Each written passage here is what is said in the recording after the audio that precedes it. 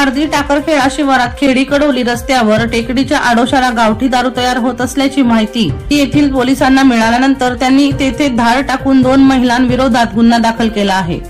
पहिल्या गुन्ह्यात रवींद्र इंगळे यांनी दिलेल्या फिर्यादीनुसार टाकरखेडा येथील कल्पना रणजित मोरे यांच्या 10,800 रुपयाचे कच्चे रसायन, तर दुसऱ्या गुन्ह्यात ज्ञानेश्वर सोनवणे यांनी दिलेल्या फिर्यादीनुसार टाकरखेडा येथीलच रत्नाबाई बाबू जाधव यांच्याकडे 9,600 रुपयाचे कच्चे रसायन नष्ट करण्यात आले आहे।